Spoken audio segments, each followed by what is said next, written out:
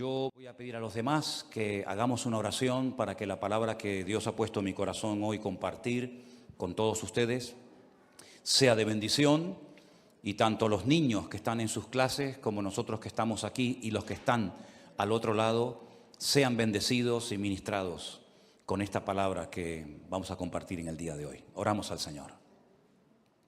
Señor, te damos muchísimas gracias por este culto que estamos celebrando en tu nombre, sabiendo que tú estás con nosotros aquí en medio, Señor. Gracias por tu fidelidad, gracias porque sentimos tu presencia, tu paz, tu calma. Y queremos pedirte ahora humildemente, Señor, que nos ayudes a exponer tu palabra y que sea de bendición para todos y cada uno de nosotros, Dios mío. Te damos muchas gracias porque siempre tu palabra nos habla, nos instruye, nos anima, nos fortalece, y queremos pedirte que una vez más sea así, Señor. Ponemos este tiempo en tus manos, en el nombre de tu amado Hijo Jesús. Amén y amén. Gloria al Señor. Yo quiero llevarles, en primer lugar, aunque vamos a leer otros textos a lo largo del mensaje, primeramente vamos a ir a la carta de Santiago. Está casi al final del Nuevo Testamento. Es una carta muy bonita, donde él habla muy claramente todos y cada uno de los temas que él trata. Es muy directo, muy fácil de entender. Esto no significa de que no sea profundo en su mensaje, pero utiliza un lenguaje tan fácil de entender que cuando uno lee la carta de Santiago uno disfruta muchísimo, porque uno entiende lo que lee. Cuando uno lee la palabra y la entiende, uno disfruta y goza muchísimo, ¿verdad? Él habla de muchos temas a lo largo de esta carta y parece ser que con los ricos estaba un poco picado, ¿eh? A los ricos les habla muy fuerte, porque era una época en la que las clases sociales estaban muy bien diferenciadas y los ricos en aquella época pues afligían a los pobres, e incluso algunos convertidos con mucha capacidad económica iban a las iglesias y pretendían que fueran tratados de una forma diferente, ¿no? En un trato preferencial, y eso ni al Señor le agrada y a Santiago pues lógicamente tampoco, ¿no? Y él habla mucho acerca de someterse a Dios, de buscar la sabiduría que viene de lo alto, porque también habla de una sabiduría terrenal, animal y diabólica, pero habla de la sabiduría que viene de lo alto, la sabiduría que viene de Dios, que dicho sea de paso, él dice que si algún hermano en algún momento de su vida necesita sabiduría, porque no sabe qué hacer, pues que la pida el Señor. Pero cuando pida, que pida con fe, no dudando. Y el Señor dice que le dará la sabiduría necesaria para tomar la decisión o para hacer lo que le corresponda hacer. Habla acerca de la lengua, habla acerca de la importancia de las obras, toca muchos temas. Y en cierto sentido, alguien ha dicho, o algunos comentaristas han dicho, que tiene un estilo parecido a los proverbios del Antiguo Testamento, porque salta de un versículo a otro tocando un tema, tocando otro tema, y a veces parece como que pierde el hilo, pero luego lo retoma. Es una carta muy interesante, es una carta muy bonita. Hay varias personas en el Nuevo Testamento que tienen el nombre de Jacobo o Santiago. El Señor Jesucristo tenía un hermano que se llamaba Santiago. Estaban Santiago los hijos de Zebedeo, estaban Santiago los hijos de Alfeo. Hay varias personas que reciben este nombre. Y en el capítulo 4, él toca un tema que a mí particularmente me ha llamado muchísimo la atención. Y ahora les voy a decir por qué, cuando terminemos de leer la porción. En el capítulo 4 de Santiago, desde el versículo 13 en adelante, la palabra de Dios dice así: vamos ahora, los que decís, hoy y mañana iremos a tal ciudad y estaremos allá un año y traficaremos y ganaremos, cuando no sabéis lo que será mañana, porque ¿qué es vuestra vida? Ciertamente es neblina que se aparece por un poco de tiempo y luego se desvanece. En lugar de lo cual deberíais decir, si el Señor quiere, viviremos y haremos esto o aquello. Pero ahora os jactáis en vuestras soberbias. Toda jactancia semejante es mala. Y al que sabe hacer lo bueno y no lo hace, le es pecado. ¿Cuántos dicen amén?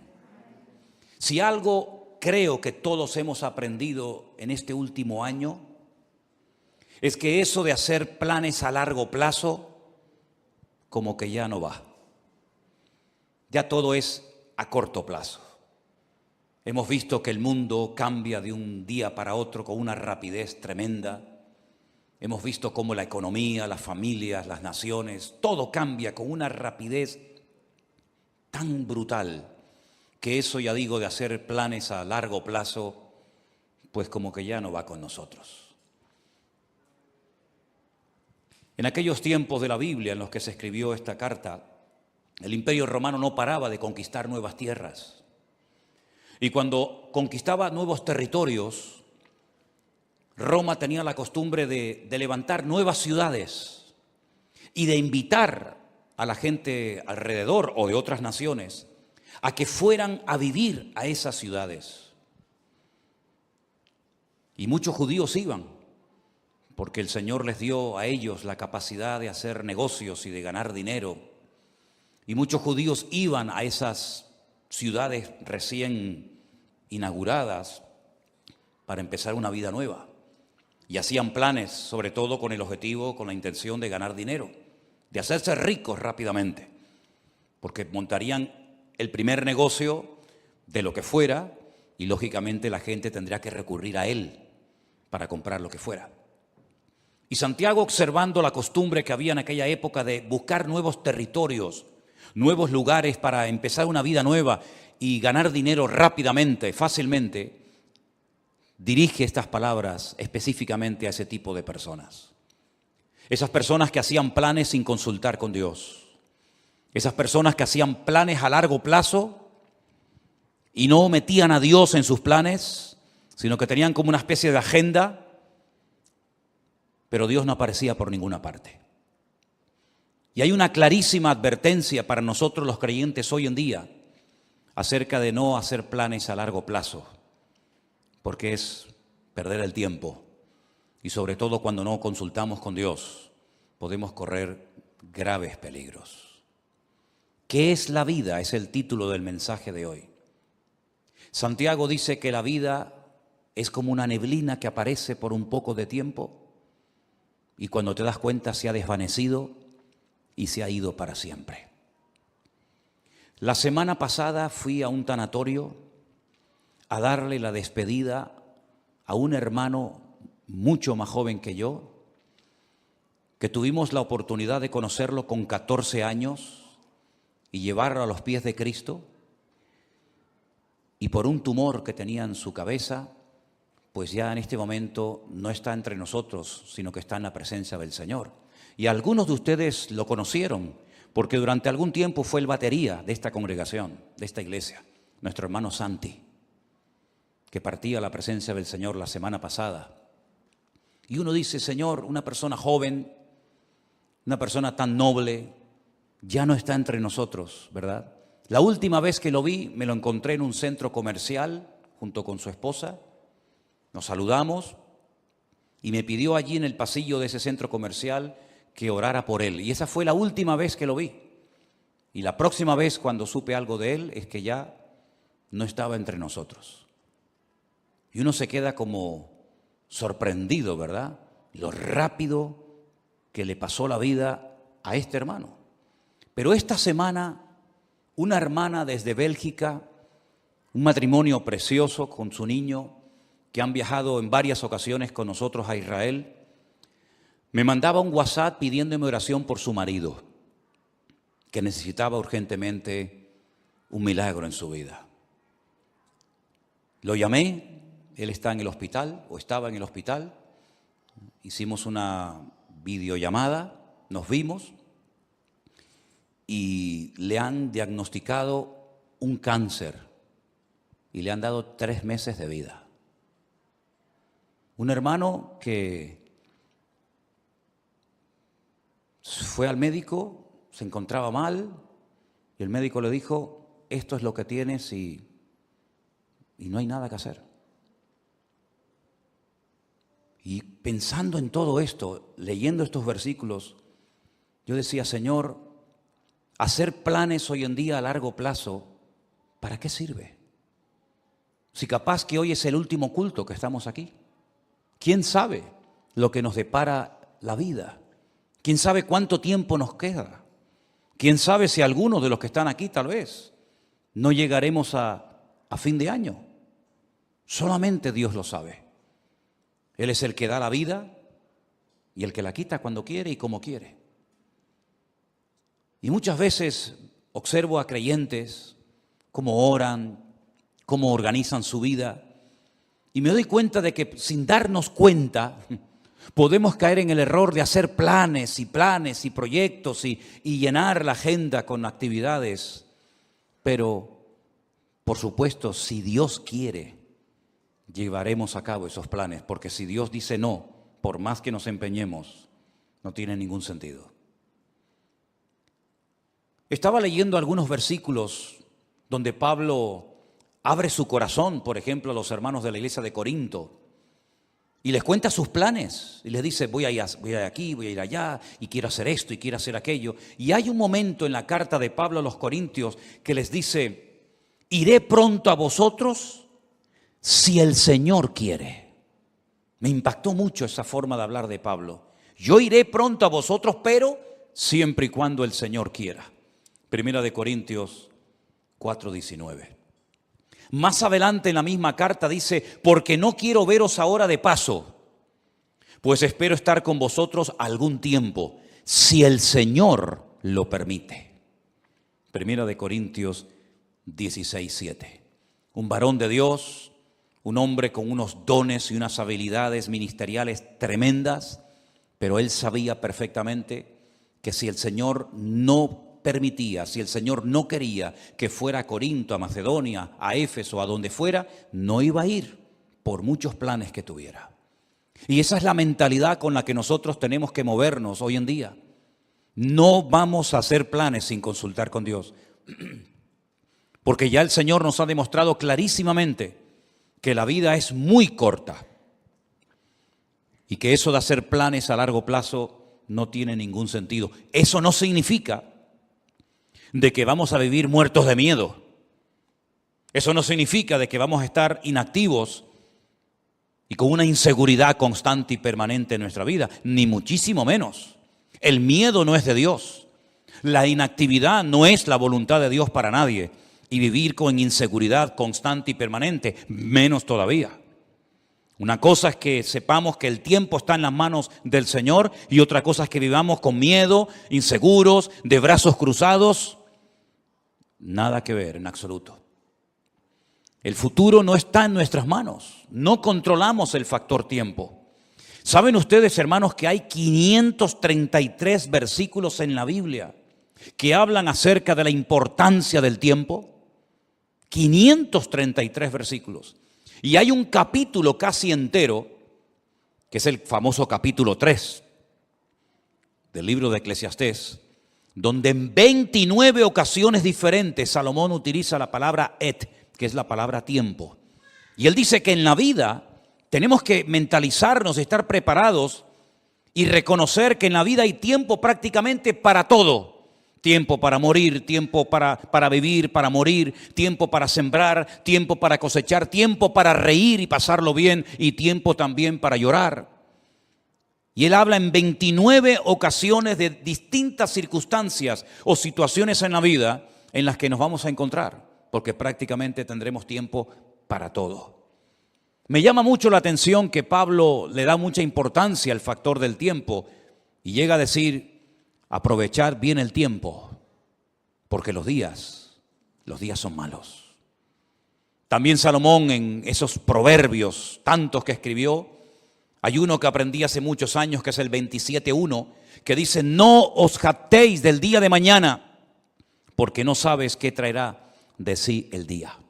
No te jactes, como diciendo, bueno, yo controlo el presente, el mañana y el pasado mañana. No te jactes, no hables así, porque tú no sabes lo que va a traer el mañana. El mismo Señor Jesucristo nos enseñó en el Sermón del Monte que no tenemos que estar afanados ni preocupados por el día de mañana, sino que basta a cada día su propio afán. ¿Cuántos dicen amén?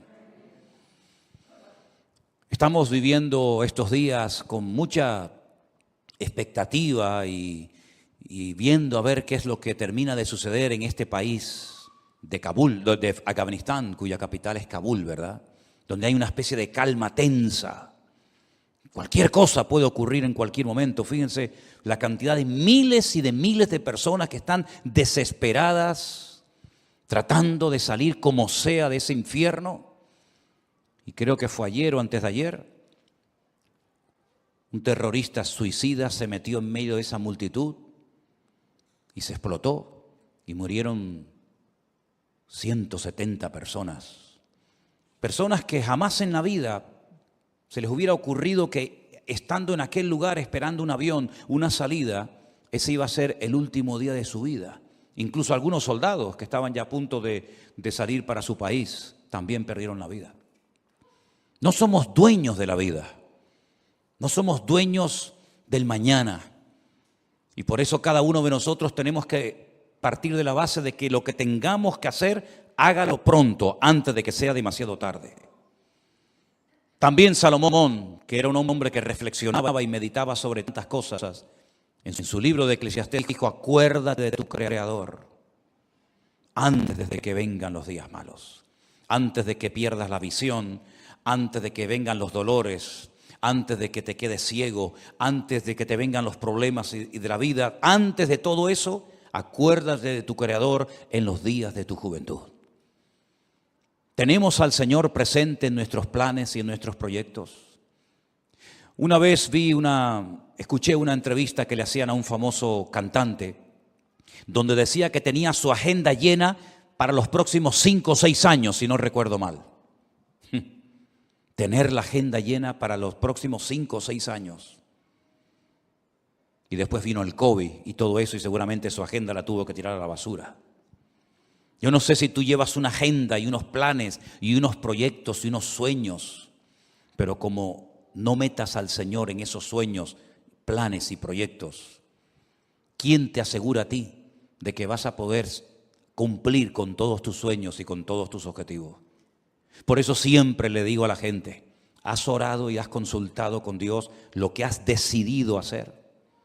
¿O simplemente te has limitado a informar a tus padres, informar a la iglesia, informar a Dios de lo que tú ya en tu corazón has decidido hacer? Esa es una mala costumbre. Por eso Santiago dice que el que sabe hacer lo bueno y no lo hace, está pecando. Y pecamos cuando informamos a Dios de los planes que ya hemos decidido llevar a cabo.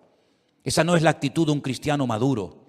La actitud de un cristiano maduro que quiere agradar a Dios tiene que ser: Señor, esta es tu voluntad. ¿Quieres que haga esto? ¿Quieres que me dedique a esto?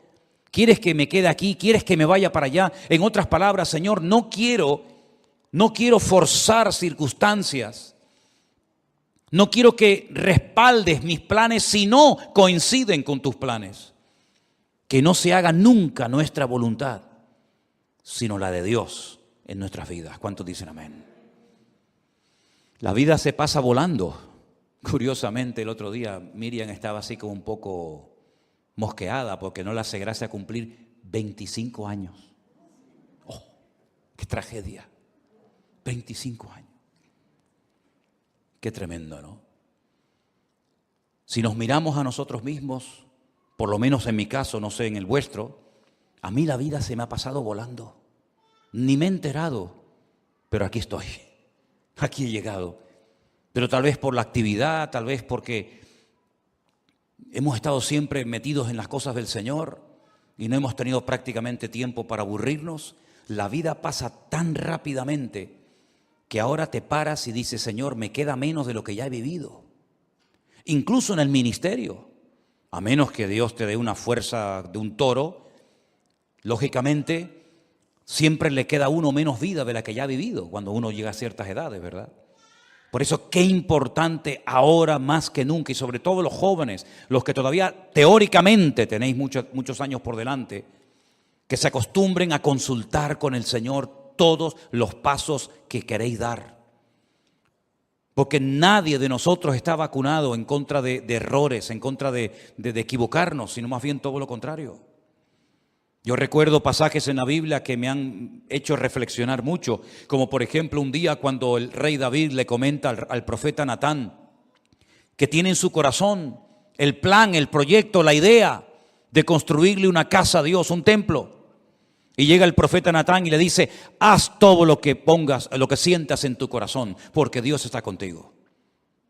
Y al día siguiente tiene que llegar y decirle: Dios te dice que tú no puedes construir ese templo, sino tu hijo lo hará.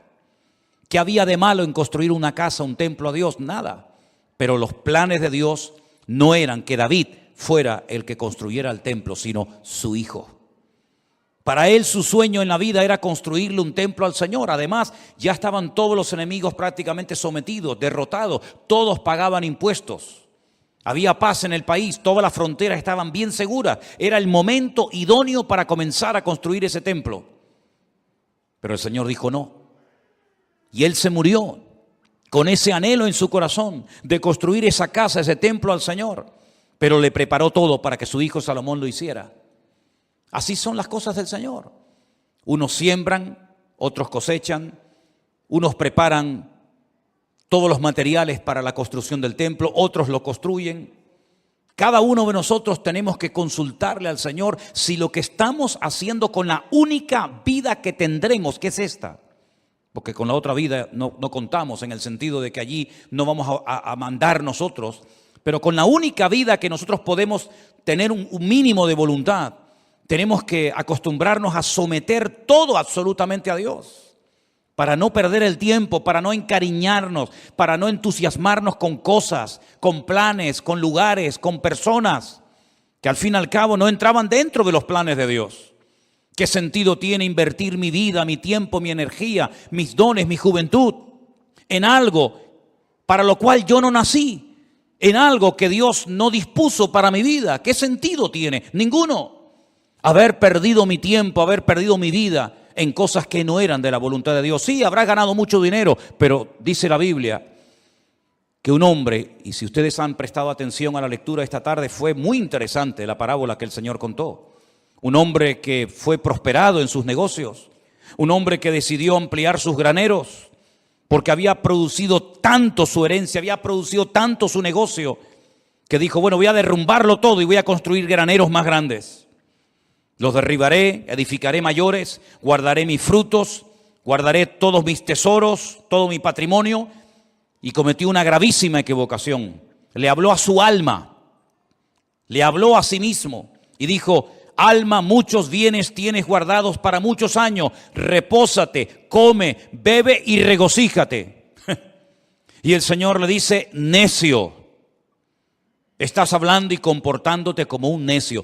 Tendrás dinero, tendrás mucho patrimonio, tendrás muchas cosas, pero eres un necio. Porque la forma como hablas delata tu inmadurez. La forma como hablas no es de un hombre sabio. ¿Cómo le vas a decir a tu alma que todo lo que has acumulado es para que ahora reposes, comas, bebes y disfrutas de la vida? Si esta noche vienen a buscarte, a pedirte tu alma, ¿qué harás con todas tus riquezas? No te van a servir absolutamente de nada. Absolutamente de nada. Dice: así es el que hace para sí tesoro, pero no es rico para con Dios. ¿Estás atesorando en Dios o estás atesorando para este mundo pasajero y efímero, que es como neblina que pasa rápidamente? Cuando uno observa a las personas del Antiguo Testamento, sobre todo al principio en el libro del Génesis, la cantidad de años que vivían, llegando a edades tremendas, como por ejemplo la del famoso Matusalén, que parece que no se moría nunca, ¿verdad? 100, 200, 300, 400, una barbaridad de años. Pero al final, por muchos años que vivieron, todos y cada uno de ellos murieron y partieron a la presencia de Dios. Y por muchos años que podamos vivir en este mundo, tarde o temprano tendremos que reconocer que en este mundo estábamos de paso. Tuvimos el privilegio de haber conocido a Cristo y de haber aceptado a Cristo como nuestro Señor y Salvador personal. de haber entendido el Evangelio. Pero no solamente eso es importante, sino una vez que yo me he convertido, lo cual no es fruto de la casualidad, sino del plan de Dios para mi vida, como aquel sabio hombre, tenemos que decirle al Señor, y ahora que soy salvo, ahora que he entendido el Evangelio, cuando hay millones y millones de personas en el mundo que no saben ni quién eres, jamás en la vida han tenido una Biblia en la mano, y yo dentro de toda esa multitud enorme de personas te he conocido, he entendido la palabra, tengo la Biblia conmigo cada día, ahora ¿qué quieres que yo haga? Porque sería absurdo y necio por nuestra parte pensar que me he convertido para nada. Simplemente para no irme al infierno, simplemente para ir a la presencia del Señor. Y el tiempo desde que me convertí hasta que vaya a la presencia del Señor, ¿qué hago? Puede ser que en algunos casos algunos tienen que seguir haciendo y dedicándose a lo que hicieron antes de convertirse. No digo que no. Pero por ejemplo el apóstol Pablo o Saulo de Tarso recién convertido tuvo el valor de preguntarle al Señor, ¿qué quieres que haga? Porque teóricamente, lo humanamente, lo lógico hubiera sido volver a Jerusalén, contarle a los que te enviaron que tuviste una experiencia que te cambió la vida y seguir con tu tradición, con tu ley, con tu mundo de rabino, etcétera, etcétera. Pero fue valiente y se atrevió a decirle a Dios, ¿y ahora qué quieres que haga? Y el Señor le dijo, entra en la ciudad y se te dirá lo que debes de hacer.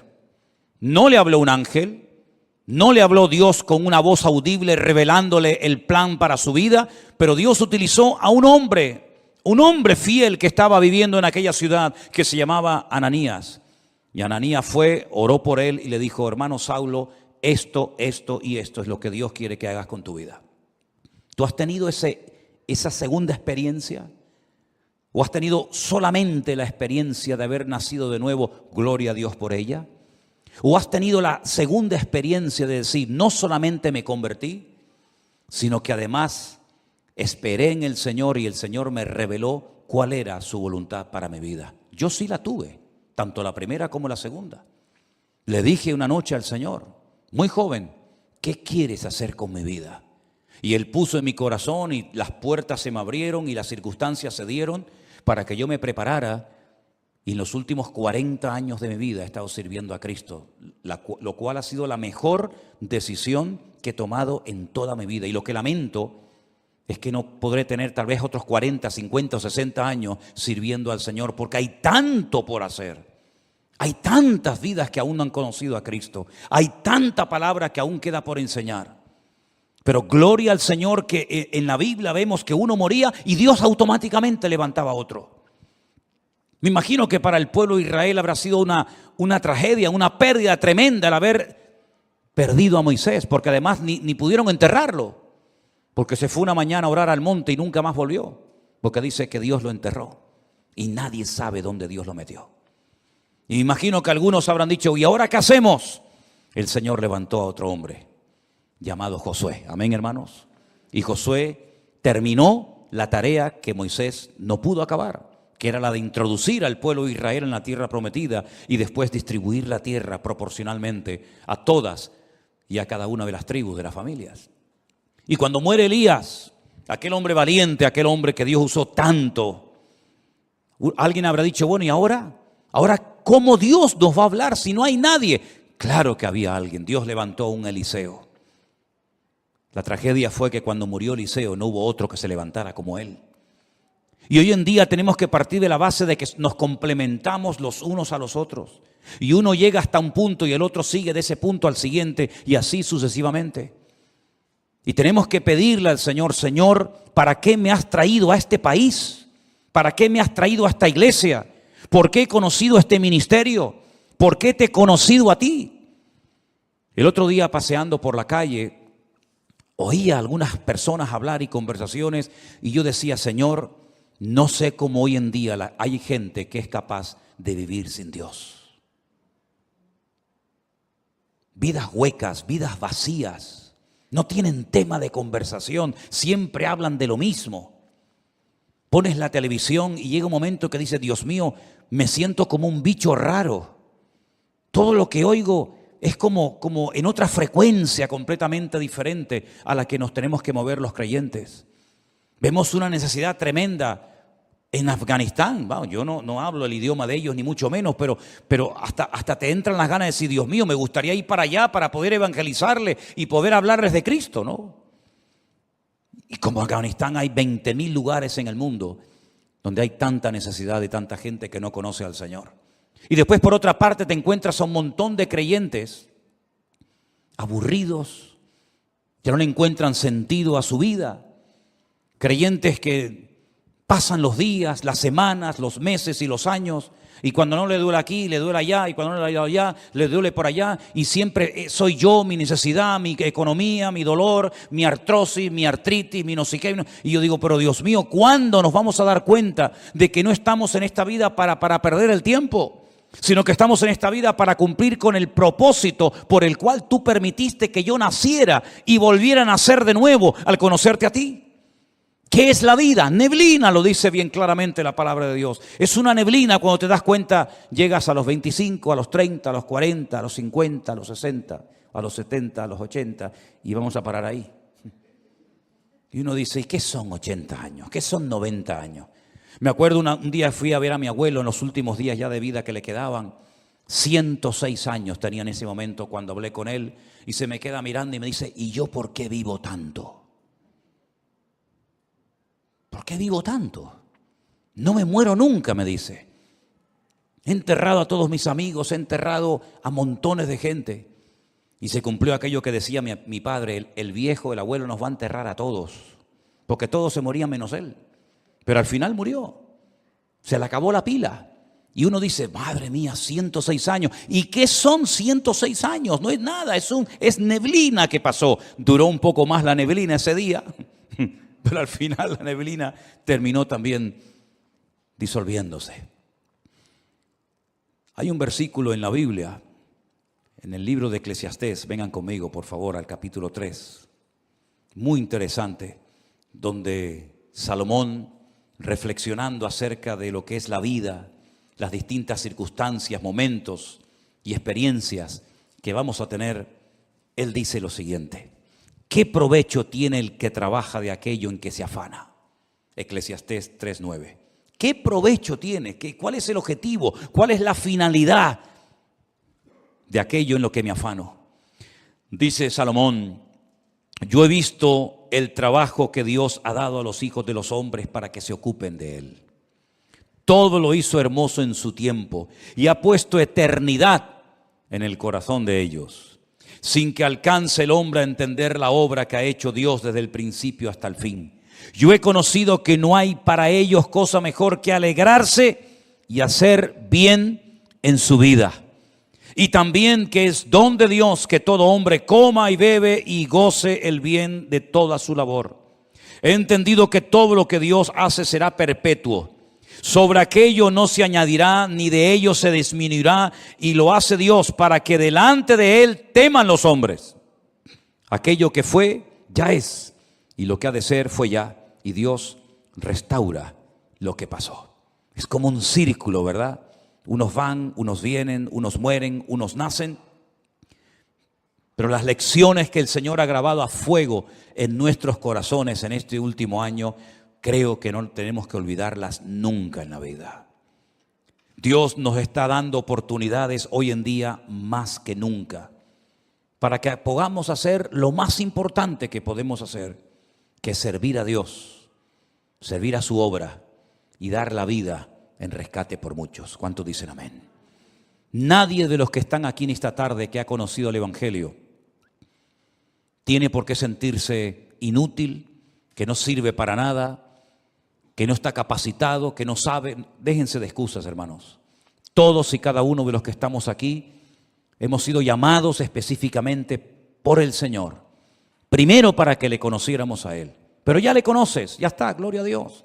Ahora cada día nos esforzamos, leemos la palabra, estudiamos, oramos, nos congregamos. Eso es normal en la vida de cualquier creyente, el crecimiento, el desarrollo, la madurez, ¿verdad?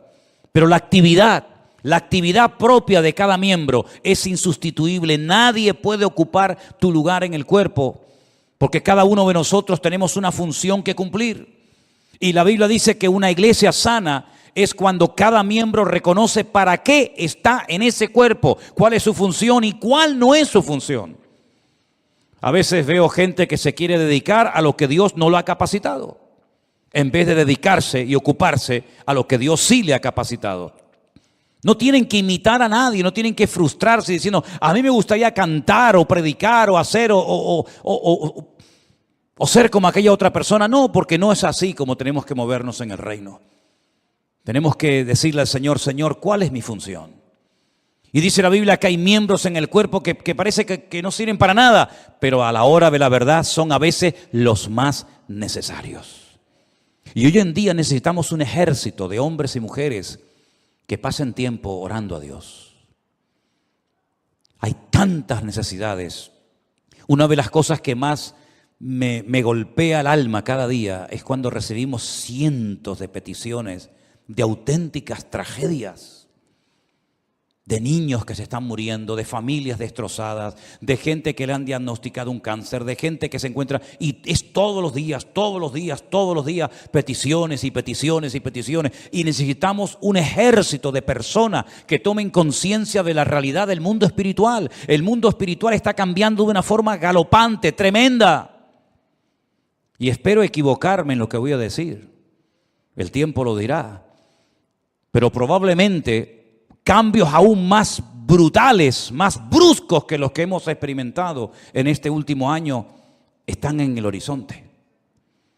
Desde hace años, simplemente para ponerles un pequeño ejemplo, desde hace años Israel viene advirtiendo al mundo del peligro de que una nación árabe se haga con armas atómicas. No hay ninguna nación árabe hoy en día en el mundo que disponga de armamento nuclear, ninguna. Pero hay una que Israel viene años diciendo están preparándose para tener su armamento nuclear, y me refiero concretamente a Irán, la antigua Persia. El Estado Mayor del Ejército de Israel acaba de anunciar hace unos días algo que muchas veces no aparece en los medios de comunicación, que en menos de 2 meses se calcula que Irán ya puede tener su armamento nuclear preparado y dispuesto. ¿No les ha sorprendido la velocidad y lo rápido con lo que están saliendo los soldados norteamericanos, por ejemplo, de Afganistán, donde han estado 20 años? ¿Por qué tanta prisa? ¿Por qué tanto apuro? Parece que hay que salir ya. ¿No lo podían haber hecho hace años de una forma más escalonada, mejor organizada? ¿Por qué tanto a prisa? Porque Estados Unidos no puede permitirse el lujo de tener a 400,000 soldados en un país haciendo prácticamente nada, sabiendo lo que se viene encima. Israel se está preparando para atacar Irán. No puede esperar que Irán le ataque, porque si Irán le ataca, lo destruye. Israel tiene que pegar primero para no ser destruida. Si en los próximos meses, como se comenta,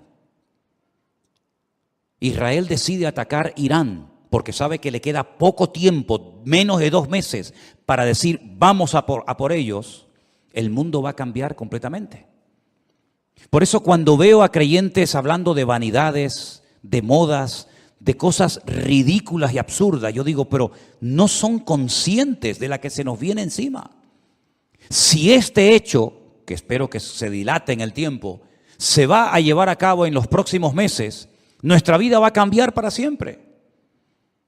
Y puede ser el inicio perfectamente de una tercera guerra mundial, donde se van a utilizar una serie de armas que no se han utilizado jamás, y donde los bloques bien posicionados, los chinos, los rusos, los árabes, Occidente, Oriente, ya cada uno sabe dónde colocarse y qué fichas mover en el tablero. Por eso lo que tengamos que hacer, queridos hermanos, vamos a hacerlo pronto, porque el tiempo se acorta y no hay tiempo que perder. Y la palabra del Señor nos enseña que Cristo viene pronto, pero antes de que el Señor venga, dará un tiempo de gracia para que el hombre conozca el Evangelio. Pero dice, ¿cómo creerán si no hay quien les predique? no tenemos que decir que no ha habido personas que se han convertido, vamos a decir, entre comillas, solas. Sí, hay algún caso por ahí, sí. Alguna persona que se compra una Biblia, que viene a una iglesia, sí, pero son los menos. El sistema de Dios es que la iglesia se ponga las pilas y predique el evangelio a tiempo y fuera de tiempo. Y la Biblia dice que antes de la venida del Señor habrán una serie de señales que ya se están dando y que probablemente muchos de nosotros las veamos, y por lo tanto ya no hay tiempo que perder. Sé sabio con la utilización de tus recursos económicos. Sé sabio con tu tiempo. Organízate de tal manera de que tengas tiempo para estudiar las profecías, para prepararte, para servir al Señor. Y mira, y cualquiera, sea pastor o no sea pastor, lleves un año, lleves poco tiempo, cualquiera puede ir a una librería cristiana y comprar 100, 200 Nuevos Testamentos, Biblias, y salir por el barrio un día y regalárselas a esos jóvenes que están ahí en la calle, o al señor que está en el bar que saludas todos los días. Cualquiera de nosotros puede acercarse a una persona y decirle, oye, mira, quiero regalarte algo que te va a venir muy bien, un libro, una Biblia, un Nuevo Testamento, invitarlo un día al culto, darle una tarjeta, que hay cientos de tarjetas todavía por ahí sin repartir, donde aparece la página web de la iglesia, los canales de Facebook y de YouTube, para que puedan escuchar la palabra de Dios. ¿Sabes cuántas miles? Y ya puedo hablar de miles, ¿Sabes cuántas miles de personas viendo las redes sociales se han reconciliado con el Señor y han conocido a Cristo como su Señor y Salvador personal en este último año? Es incontable el número. Es incontable. Me decía uno de los colaboradores que tenemos en Centroamérica, en Costa Rica, y dice, pastor, es imposible controlar esto, perdimos el control. Ya ni siquiera los grupos de WhatsApp nos sirven, porque ya hemos llegado a un límite en el que ya ahora tenemos que comenzar a meter a la gente en otros sistemas, porque ya el WhatsApp se nos ha quedado corto. Cientos y cientos y cientos y cientos, miles de personas. Me decía Priscila el otro día, que es una de las que atiende los correos, un promedio de 100 y pico correos cada día, ¿sí o no? Necesidades, peticiones, vengan para aquí, queremos bautizarnos, queremos casarnos, queremos abrir una iglesia, queremos que nos visiten todos los días, todos los días, todos los días. Por eso, mis queridos hermanos, no hay tiempo que perder. ¿Qué es la vida? Es neblina que se pasa, pero mientras estemos con vida, podemos ser útiles en las manos de nuestro Dios. Si usted se quiere dedicar a sus cosas sin tener en cuenta al Señor, sin meter al Señor en su agenda, Dios le bendiga. Pero necesitamos urgentemente de hombres y de mujeres que se tomen en serio este tiempo y que sepan que queda poco tiempo. Ya sé que es como un tópico, ¿no? La iglesia viene diciendo, los predicadores, los pastores, venimos diciendo hace años que queda poco tiempo, pero hermanos, hay que ser ciego, hay que ser una piedra para no darse cuenta de que nuestro mundo se está cayendo a pedazos. Cualquier momento que pongas la televisión te das cuenta de que el mundo está perdido. Sodoma y Gomorra está por todas partes. Las presiones, las tentaciones, la manipulación, etcétera, etcétera, que está viendo en nuestro tiempo, jamás en la historia lo habíamos vivido. De hecho, hasta la gente, si se han dado cuenta, hasta la gente ha cambiado. Yo hablo con gente prácticamente cada día y noto que la gente ha cambiado. Antes podías dialogar, hasta discutir de religión, discutir de Dios, discutir de Biblia, pero están como cauterizados, como robotizados. Ni sienten ni padecen. Antes discutías que si los católicos, que si los evangélicos, que si la Virgen, que si los santos. Hoy en día la gente está con una frialdad tan espectacular que ya no es como antaño, que el tema religioso, entre comillas, era una novedad. Hoy en día, ¿quién habla de Dios? ¿Quién habla de Biblia? Prácticamente nada.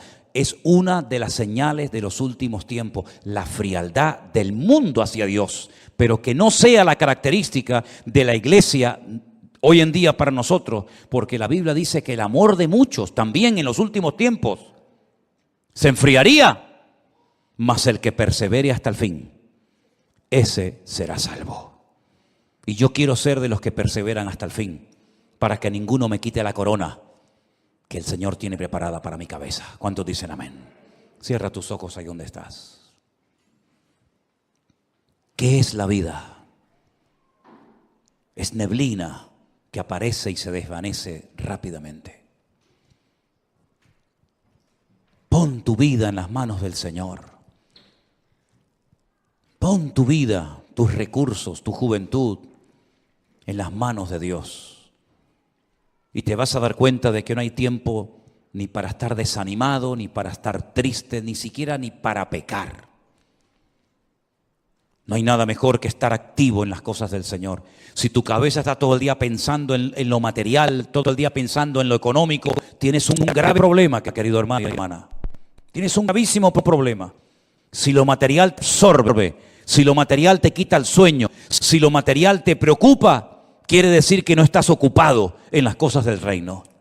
Porque cuando uno está ocupado en las cosas del Señor, no está preocupado por nada ni por nadie. Y los tiempos en los cuales el Señor ha decidido que tú y yo vivamos son tiempos diferentes, muy parecidos a los tiempos de Noé, de violencia por todas partes, donde padres matan a sus hijos, donde se oyen pecados terribles que nunca antes se habían oído entre nosotros, de gente que hace locuras y le ha perdido el miedo a la muerte, le ha perdido el respeto a Dios. Y parece que cuanto más normas ponen, más fácil para algunos es quebrantarlas. Hay un endurecimiento, una frialdad, una soberbia, una arrogancia tan grande en la gente que se creen que porque tienen casa y coche y dinero y trabajo ya lo tienen todo. Y como la parábola que he contado en esta tarde, ¿de qué te sirve todo lo material si mañana te viene un infarto, si mañana te diagnostican un cáncer, si mañana te dicen que te quedan 2 o 3 meses de vida? ¿De qué te sirve el dinero? Dime, ¿de qué te va a servir? ¿De qué te va a servir tu carrera, tus estudios, tu coche, tu dinero, tu joya? De nada, de nada. Están muriendo gente por todas partes. Por todas partes está muriendo gente joven, gente mayor. Prepara tu vida, porque tarde o temprano tendrás que enfrentarte ante la realidad de que tu vida se acaba. Los ricos se mueren, y los pobres también, y los blancos, y los negros, y los cristianos, y los ateos se mueren. Es ley de vida, y por eso es muy importante que tú digas, ¿qué estoy haciendo con mi vida, con mis hijos? ¿Quién está atendiendo a mis hijos? ¿Qué están aprendiendo mis hijos en la escuela? ¿Qué basura le están metiendo a mis hijos en las clases? Y tú no te enteras porque estás en tu mundo, estás en un mundo desconectado de la realidad, donde tus hijos a veces prefieren ir al amigote del barrio, hacerle la pregunta que le deberían haberle hecho a su padre, pero su padre está muy ocupado y su madre está también muy ocupada. Es tiempo de buscar a Dios. Ya no hay tiempo que perder. La gente está atontada, la gente está perdiendo el tiempo en boberías, en tonterías, y no se dan cuenta de que esto se acaba y Cristo viene pronto. Y puedes reírte, puedes burlarte, puedes hacer lo que quieras, pero la realidad es la misma.